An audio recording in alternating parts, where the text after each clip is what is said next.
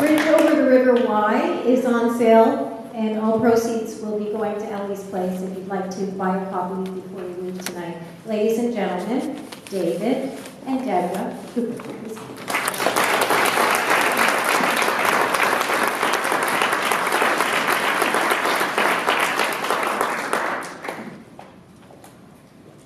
Wow. 8 years ago, there were 10 people sitting around a kitchen table.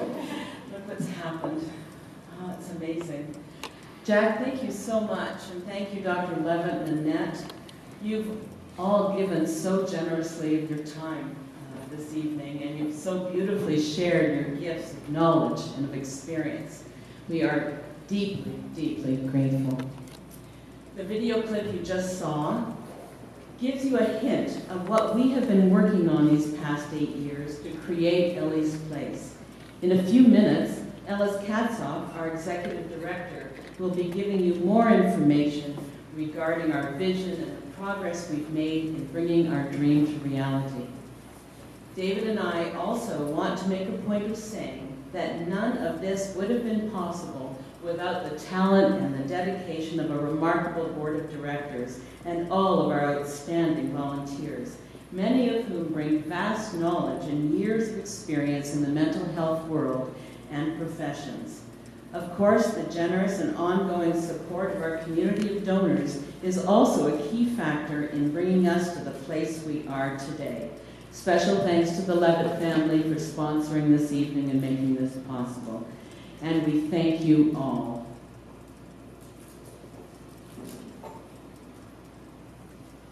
We'd like to give you a brief snapshot of our story, which begins with a few words about our late son, Ellie Cooper. Although our story is one of profound loss, we hope you will come to understand that it's also one of hope and recovery, the lens through which we view this next chapter of our life journey.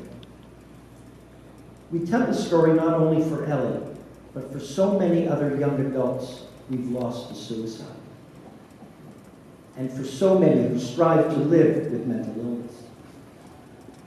We tell our story for all the other families as well who share similar journeys and struggles. Ellie was full of promise, just an amazing young man. He was happy, imaginative, and fun-loving. He had a great intellect, and was multilingual and well-read. He was known for his quick wit and laughed easily. He loved to sing and taught himself guitar. That was in place of going to grade 13. Ellie cared deeply for others and the world. He was drawn to causes and challenges that fought for social justice. He had so many dreams and plans. Typically, just as Dr. Levitt outlined, Ellie began to struggle in his late teens. Initially, he had difficulty managing activities that he'd always enjoyed, and attendance became a real issue in the last year of high school. However, he was very bright, and he was creative, and he was able to mask and hide so much of his early struggles from us. Eventually, it became evident that he needed help, and at the age of 17, he was seen regularly in an outpatient adolescent clinic, being diagnosed initially with depression and anxiety, and later with bipolar disorder. With 12 more years of ongoing psychiatric care and carefully monitored medications, he was on track to follow his dreams. On lithium, he managed quite well, and in his late 20s, his life held promise. In fact, he felt so good that he decided to discontinue his lithium. And we've heard this story many times. We believe that this was just the turning point for Ellie. Within 3 months, he experienced his first major manic episode, one of the most frightening experiences of our entire life. And 2 months after this, he attempted suicide by overdose and woke up in an ICU, upset with himself at what he saw as yet another failure. Most of his 30th year was spent in and out of hospital. He was offered and tried numerous programs and therapies without success, becoming increasingly depressed. Ultimately, he was not able to again find a medication that would stabilize his moods, and he was not able to find a therapeutic program that could meet his needs for serious, ongoing, long-term treatment. And I'm going to repeat that. He was not able to find a therapeutic program that could meet his needs for serious, ongoing, long-term treatment. His progressive illness interfered with accomplishing his life goals. Meaningful relationships could not be sustained, and so many other normal developmental tasks, as Annette described, that normally lead to healthy adulthood just went unrealized. He couldn't fight the battle any longer and ended his life just before his 31st birthday. That was almost 9 years ago. That was an instant in time that just changed the course of our lives forever. Ellie's 15-year struggle with mental health issues was often very well hidden, masking his sadness, humiliation, and shame. We believe that our son did not truly want to die. He just could not go on living with his unbearable pain. If love could have saved him, I assure you Ellie would be alive today. We have learned much in these past few years and have come so far on our journey of recovery from the pain of watching a child suffer, from the pain of tragic loss and infinite grief.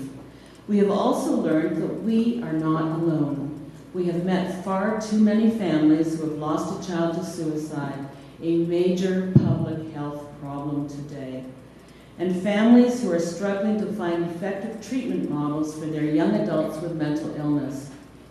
We know the needs are great. We've identified significant gaps in service. As in the case of our son, the onset of many mental illnesses occurs most frequently in late teens and early 20s. Ellie was right on schedule with your chart, Dr. Levitt.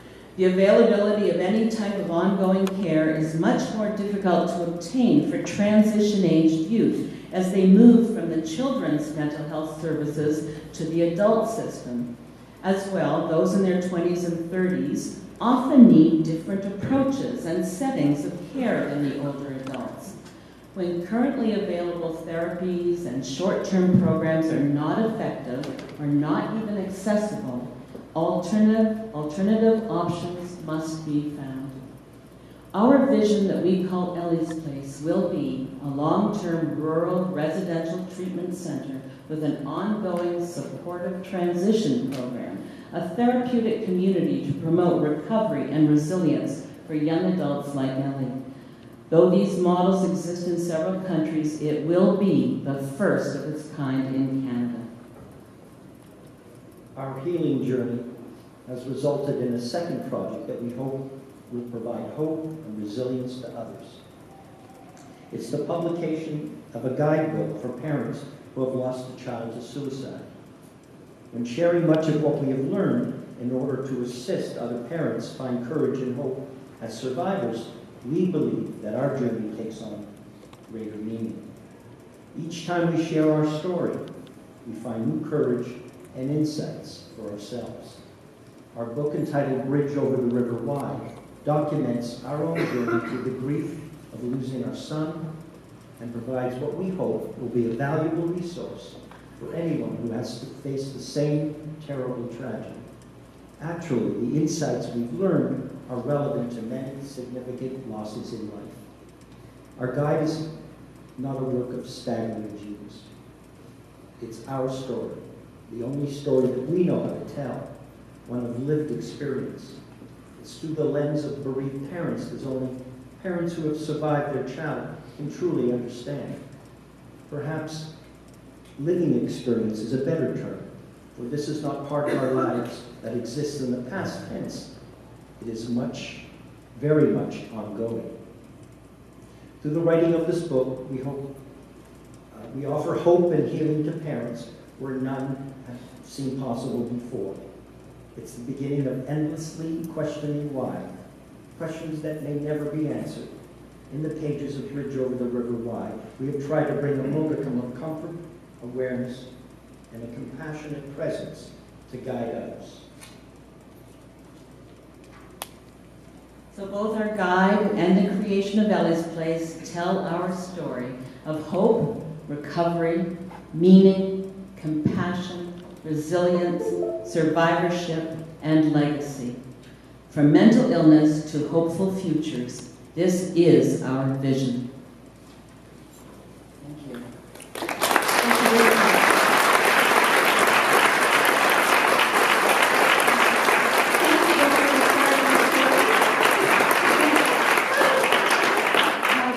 Thank you both for sharing your story and sharing your son's story. It's amazing to see everyone here and to hear where this beautiful journey will go and help other people. So thank you for everything you do. You are an inspiration to so many.